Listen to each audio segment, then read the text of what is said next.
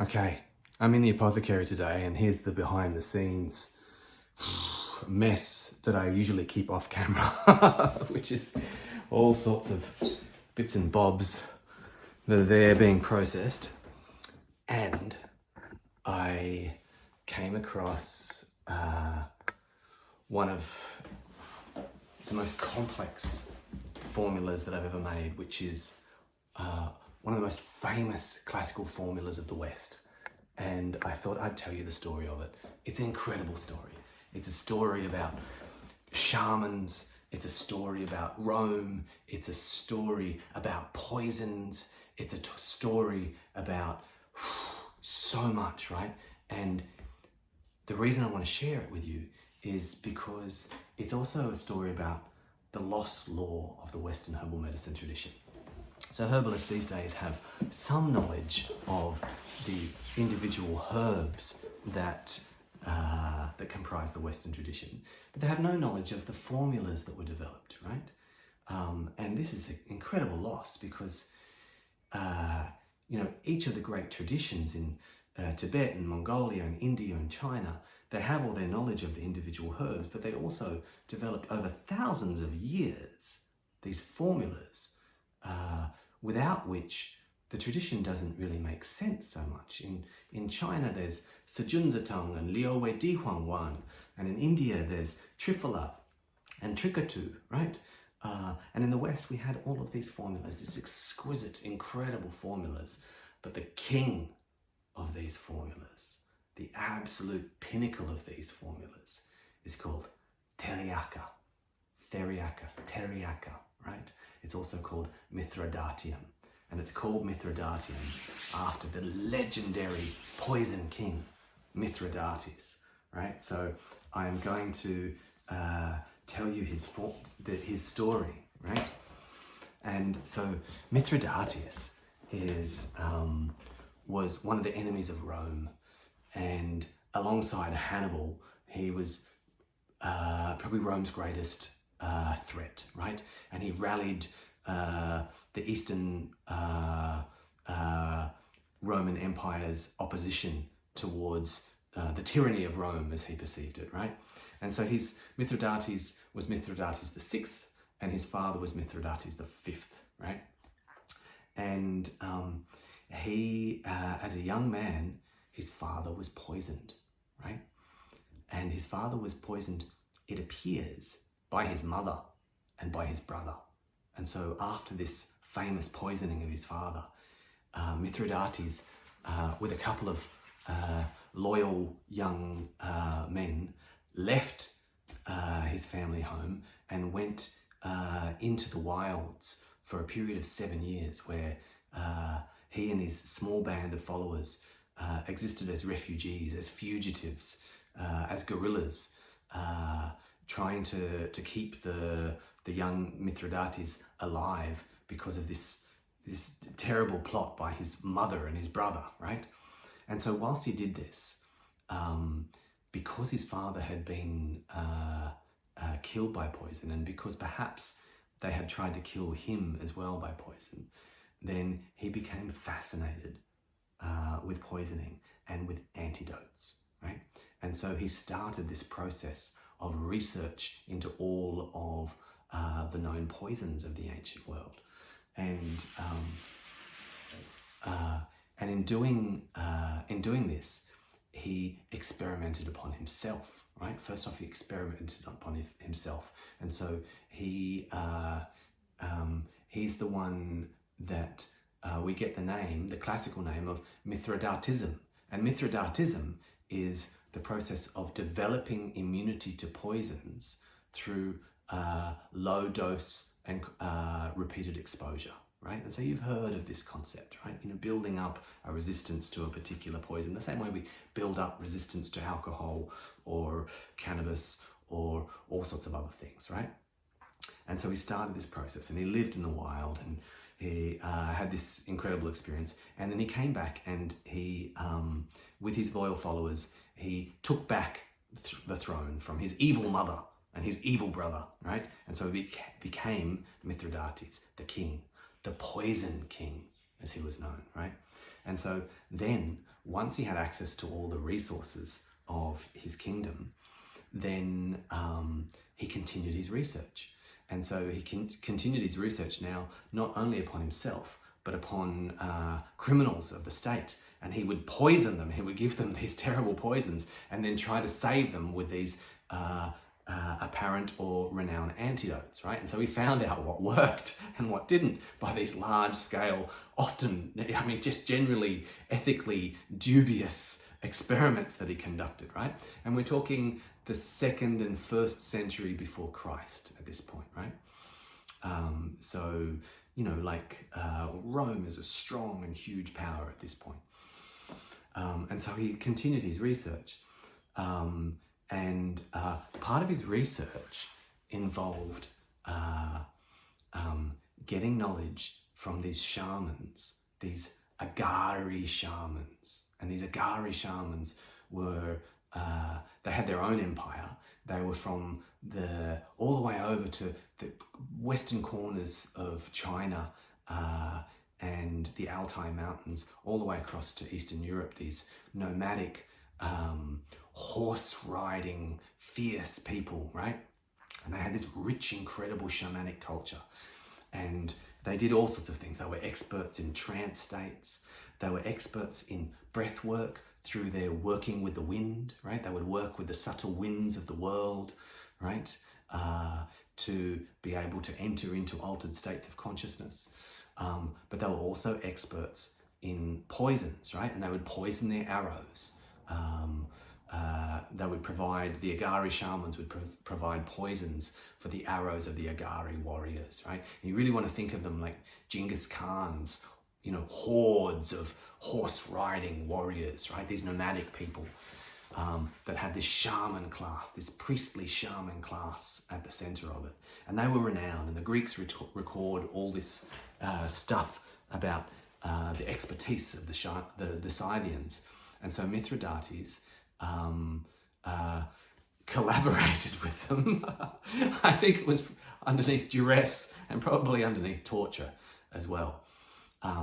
And some of the poisons that they were most expert in were snake venoms, right? So there were poisons in snake venoms. Now we know from modern research that modern research is really looking into snake venoms as a rich, incredible source of drugs and medicine, right? There's incredible compounds inside snake venoms, and they are incredibly poisonous. But as the father of modern toxicology, the great alchemist Paracelsus, taught us, the difference between a poison and a medicine is the dose, right?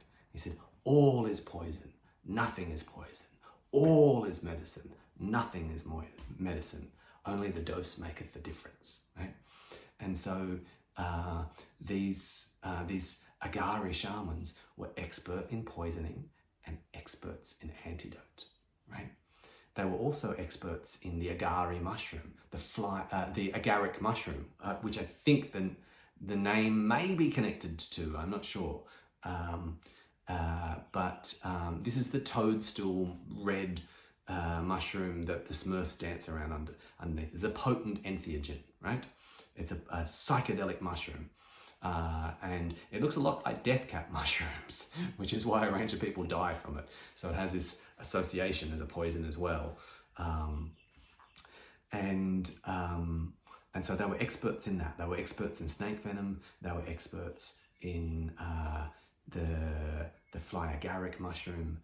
They used cannabis. They used breath work, right? And so Mithridates worked with them for years, and he's a king, right? And so he's got access to all of this stuff. And he also employed doctors from Greece and doctors from Mongolia and doctors from all around the place, gathering knowledge about herbs and antidotes. And what he was trying to develop was a universal antidote, right? Because of his traumatic experience with his mother and his brother and the death of his father, and because there was a rich culture in the ancient world of poisoning kings, right? And so he continued this process of Mithridatism, of developing immunity through exposure to poisons, but he did it now with being able to use the criminals and his enemies as human guinea pigs, right? And so he could really test whether antidotes worked or didn't work. And he tried a range of doses and did all this sort of stuff for years and years. At the same time, he waged war on Rome, right? And it was a serious war on Rome. The Romans feared him, like the Europeans feared Genghis Khan, you know? At one point through the Mithradatic Wars, I think they killed tens of thousands of Romans in a very short period of time, right? So he was a part of the pushback against the Roman Empire at this time, right? And he developed this medicine. Now, the story of this medicine is that when eventually he fell to Rome, right, and and his forces were conquered, and he was surrounded. Then and they all knew about him as the Poison King as well. The Romans all knew his reputation, and he didn't want his knowledge to be captured by his enemies, and so using his considerable knowledge of poisons and venoms, he tried to poison himself, right? And like a Greek tragedy, like a Roman opera, he failed, right? He tried with the best knowledge that he had to poison himself with the most intense poisons that he had access to. But after decades of immunizing himself to poisons, right? When he tried to kill himself, he failed. And so there he was, poisoned, and the Romans are coming, and he actually had to get one of his loyal generals to kill him with a sword, right? So that his knowledge would die with him. His knowledge didn't die with him, however, and the Romans were very interested in having access to this knowledge. Is that a chainsaw in the background? Anyway, let's continue. And the Romans were very interested, and they were very keen to have this knowledge that was infamous throughout the ancient world, and eventually they procured it. And then by torturing his closest advisors that they had managed to capture, right? And so they got the recipe, and then I think it's Andromachus, the personal physician to Nero, right, the Caesar at the time, worked on this formula and reformulated it, and it was known as theriaca, right? It's also known as Mithradatium, right? So this is the name of this formula, and so at that point, then the knowledge of the ingredients became not just contained to Mithridates and his inner circle, and so we have information about this, and so it contains snake venoms, right? They dried snakes' heads, sometimes the entire snake, and powdered that down and made decoctions from it. It contained fly agaric mushrooms. It contained a whole range of balsams, a whole range of resins like frankincense and myrrh and olibanum, all these resins. It contained some poisonous herbs as well. I think aconite is on the list. And it contained a whole range of antidotes, right?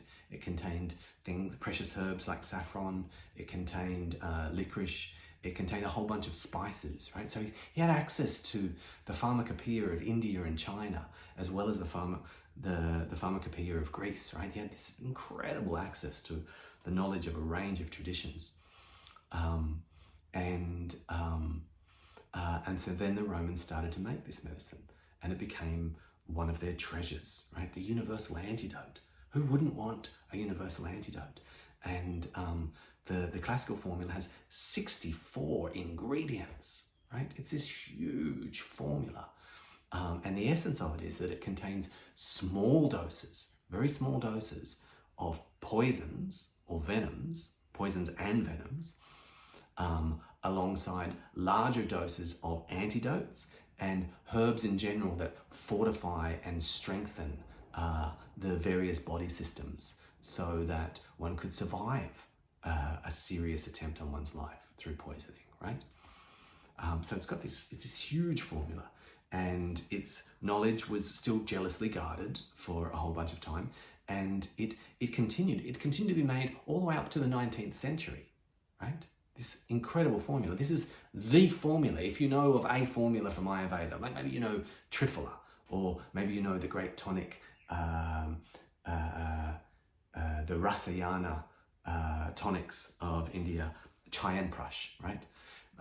Maybe you know some of these formulas, and they're these revered formulas that have been used continuously for thousands of years. Well, this is Theriaka. This is Mithradatium, this incredibly precious, magical medicine with so many paid for their lives with, that's based upon this rich tradition of these shamanic people around the Altai Mountains and the Black Sea, right? And the Greeks respected the Scythians so much, right? They thought that they had received their knowledge from Apollo himself, right?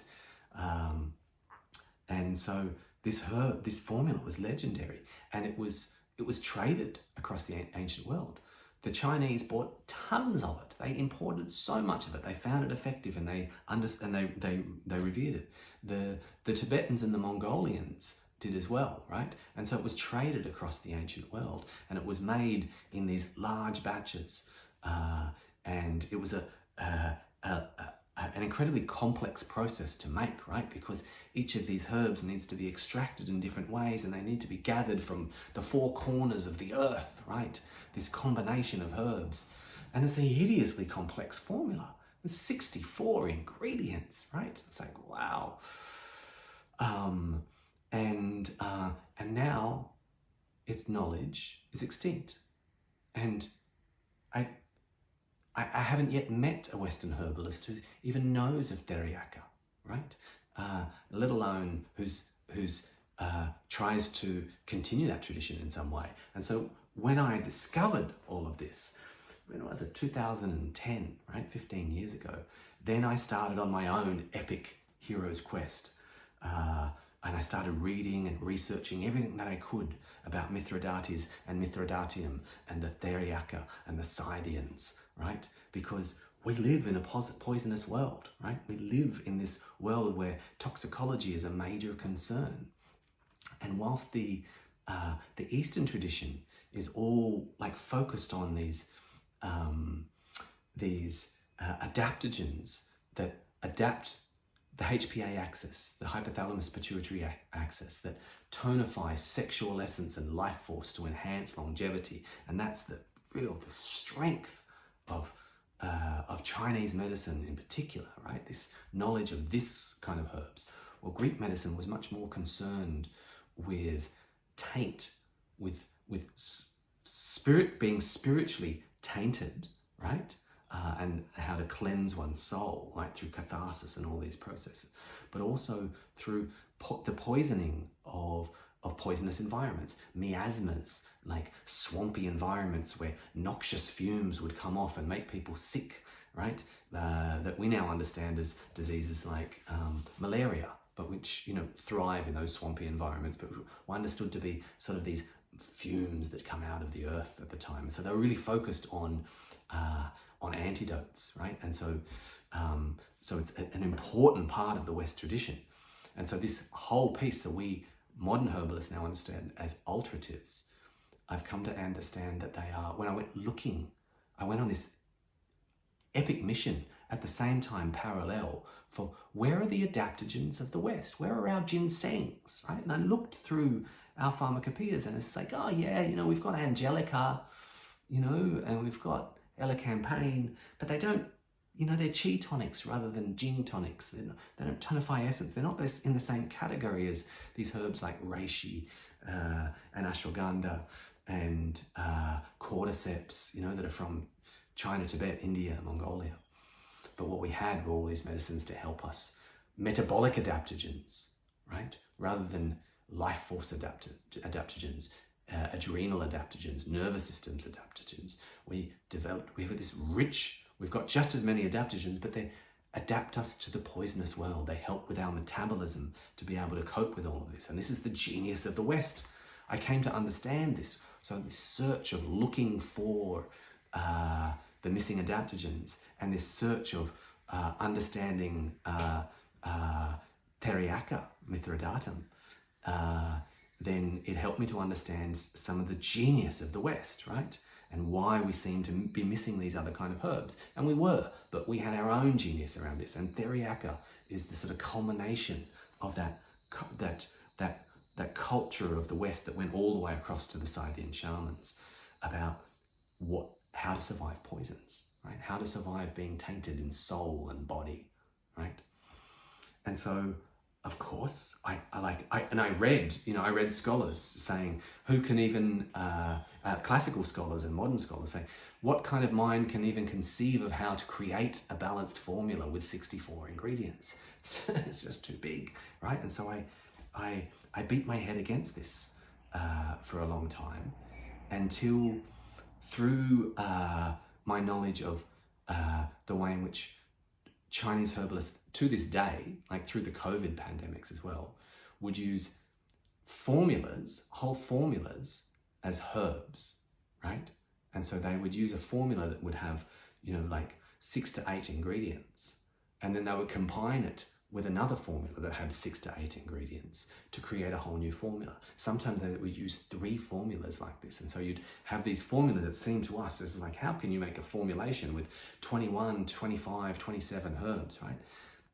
And it's in this way of creating single formulas and then stacking those single formulas together to be able to create these meta formulas, right? So that there's a coherence inside it, so that it's balanced, right? So it's not just like just pouring them all together and just going equal parts of these 64 herbs, or stacking it together like that, which wouldn't work, right? It would be chaotic. It would be a cacophony rather than a harmony, right? And so then, because the number of herbs in Theriaca was classically listed as 64, right? And because 64 is 8 times 8, and I'd studied the I Ching and all of these things about the magic of 64, the 64 squares on the chess piece, and there's so many 64s, right? And it's 8 by 8. Then I understood, this is how I can recreate it. I know some of the ingredients, right, that were used. I know the broad principle that's behind this. And I know the Chinese principle of an Ayurvedic principle of stacking formulas together, right? This is how you make a big formula. You make small formulas and then you balance them and stack them together. So then I broke down those 64 herbs into 8 formulas, right? And I spent some years doing this. It was a project that took a passion project that took some years of my life back then, right? I put together these, I started formulating these 8 formulas. And so inside every formula, I knew that there needed to be a structure as well. And that structure, based upon all that I told you, it has like a medicine, like the shaman medicine, which is the pharmakon, right? And the pharmakon is a Greek word, which is where we get pharmacy from, and it means poison and medicine, right? A pharmakon is a poison, but it's a poison that's used as a medicine. It can be also used as a poison, but in different doses it is a poison or a medicine. This is the pharmakon, right? So every single one of these 8 formulas, I ensured had some kind of pharmakon, some kind of toxic herb, right? That in larger doses could destroy and undermine her health, but in smaller doses would have this effect of hormetic stress, like a hormetic adaptogen, right? Of helping one to adapt, a bit like plunging into an icy lake, right? In the middle of winter. If you stay in there for too long, you will die of hypothermia, right? But if you stay in there for a short period of time, then you will grow strong and resilient, right? And your dopamine receptor, all the ice Wim Hof methods of, now we understand that this potential poison of, being in water that's, just above freezing, right? And chipping off the ice to plunge in it, that small doses of that will strengthen and revitalize. Well, this is the notion of a pharmakon as well, right? That our most poisonous herbs Not poisonous metals, right? Not poisonous metals, that's a different story. This is about poisonous herbs and venoms from snakes. When taken, included in a formula in small doses, like Mithradatius understood, alongside antidotes and herbs that protect vitality, right? That I made sure that these categories were all included in each of these formulas. So each of the 8 formulas has a pharmakos, and then each of the 8 formulas, and there's 2. I broke the formula down into 2 pairs of 4, right, categories. Each has this king herb, which then offsets this. Each herb, 2 king herbs, 2 pharmakos, 2 kings, 2 diplomats, right, which help regulate the action of the herb, and 2 envoys, which take the herb to the desired system or tissue or a vital dynamic in the body, right? So I created this structure that went all the way down, right? And then I created these 8 categories of herbs, of formulas, right? And so the first one that I created was for pneuma or chi, right? And it had, as an example, it had as the pharmacon, the poison medicine, it had prepared aconite. And aconite is argued to be the most deadly herb known to man, right? The most poisonous herb. It's called aconite after Akon, as in dart, because it was used on poison arrows, probably used by the Scythians themselves, because when I stayed with Mongolian nomads, the reindeer shamans, right, on the border of Siberia, there was aconite growing everywhere, and they knew very well that it was poison, right? So for the pharmakos, I use aconite and ephedra, right? For the king herbs, to strengthen and resilience, I used angelica and astragalus. For the diplomat herbs, I used frankincense and camphor. And as the envoys, I used peppermint and cayenne, right? And so altogether, this formula, this single formula here, is to strengthen pneuma, strengthen the vital currents of life, and to move pneuma, to move the chi, to build the chi and move the chi, we would say in Chinese medicine, right? So it has this tonifying and moving quality. Then I created a formula that was to target the blood. And as the pharmacon for this, I used belladonna and phytolacca, right? Now, phytolacca or poke root, we know in larger doses is poisonous, like people have died plenty, but we also know that it's an incredible anti-cancer herb, right? It's a pharmacon, right? And so this is what I use for this. And then I won't take you through all 64 herbs that I included in this formula, but then I did the same structure. And the focus of blood was in building blood rather than building pneuma, and cleansing, right? So there's this alterative quality to it. The third formula that I created was for liver, right? And it had nux vomica, the herb, not the homeopathic, and wormwood. And the focus of this was elimination and metabolism.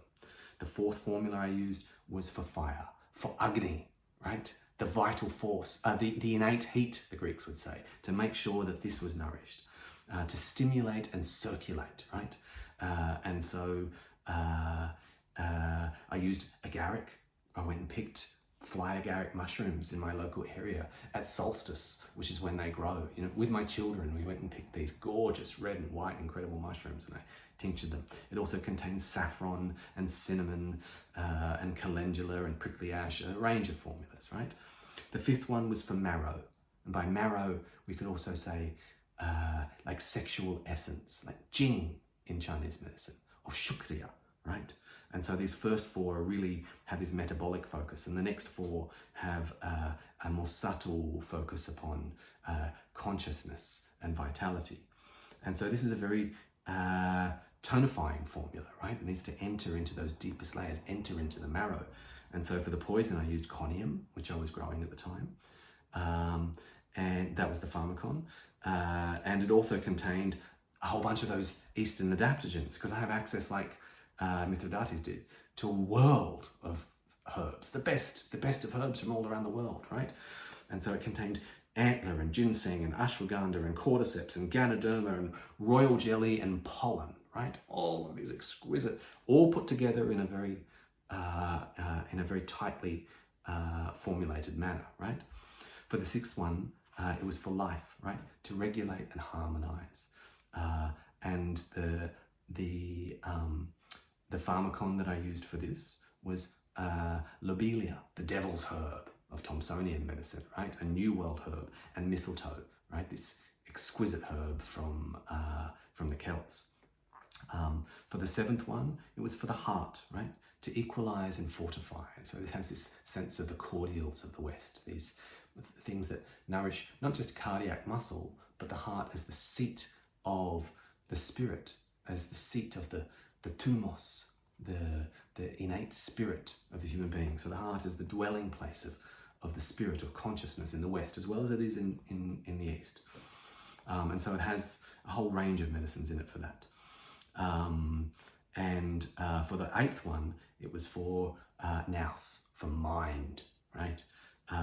And so the pharmacon that I used for that was mandrake, right? Mandrake, the mythic mandrake, this incredible entheogen, this witching herb, which I was also growing.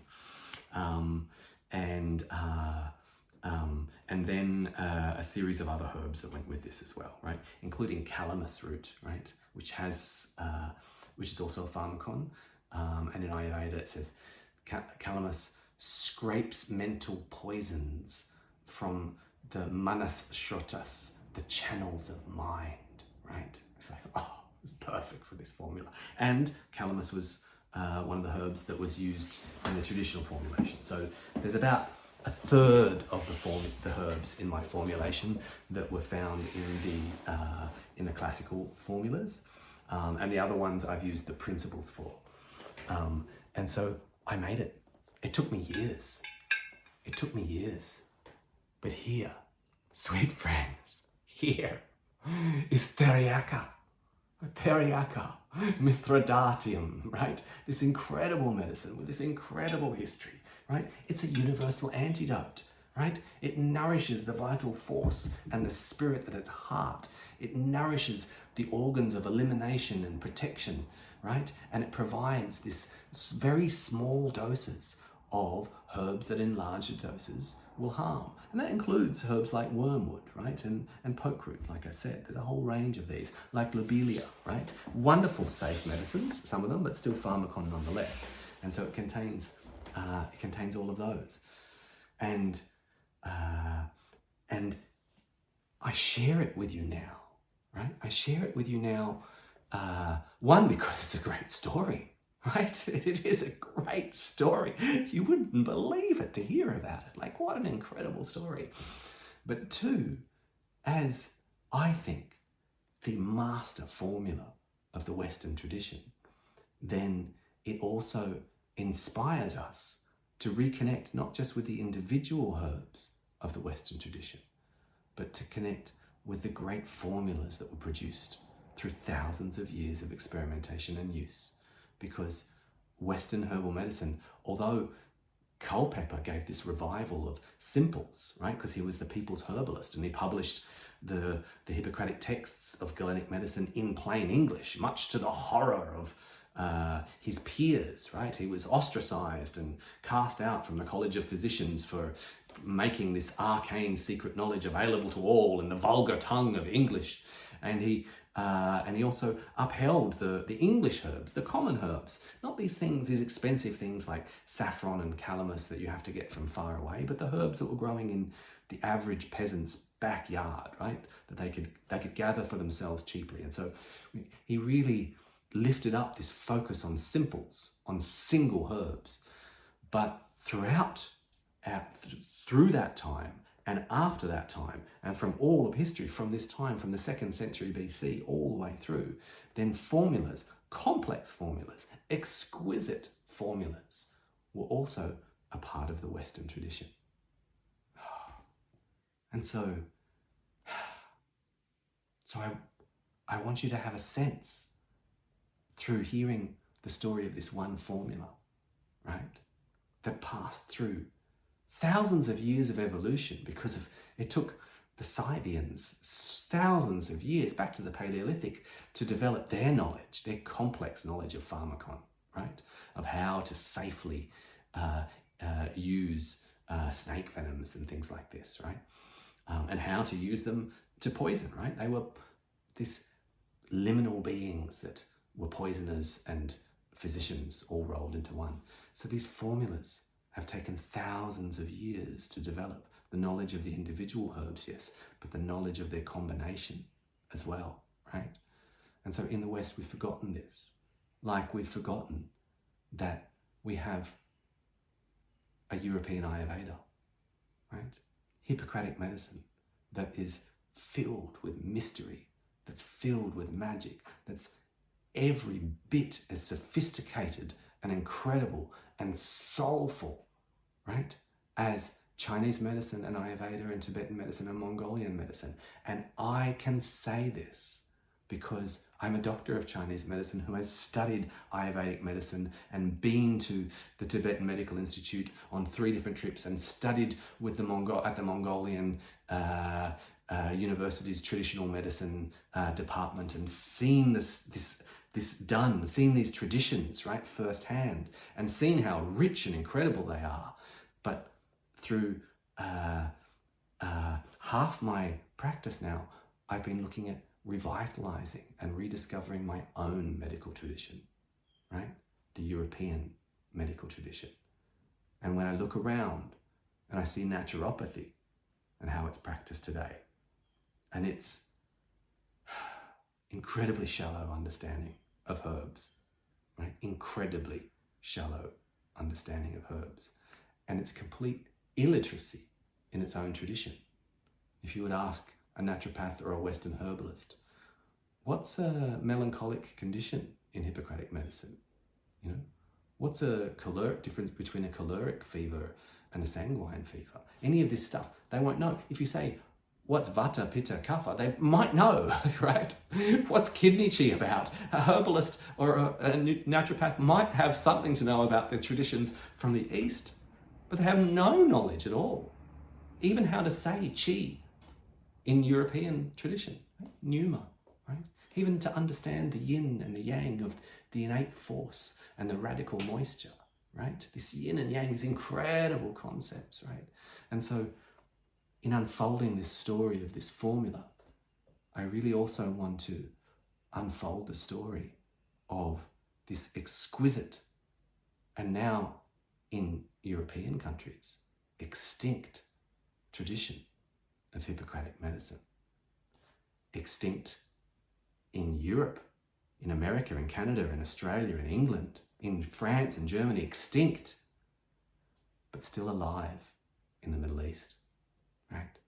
And so in my journey to be able to understand European medicine, I again had to go east to study with the Muslim Hakims who continue to hold the flame, the precious flame of the world's oldest written traditional medical system, older by centuries than the Chinese tradition, older by centuries than the Ayurvedic tradition.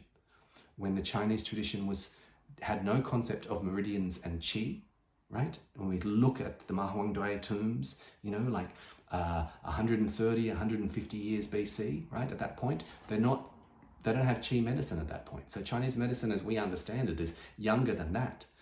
5 centuries before Christ, Hippocratic medicine had entire treatises devoted to qi called On Pneuma, right? 5 centuries before, right? And not to say that our tradition is better. I'm not saying that, but that it is glorious and that it is worth your time in reconnecting with. And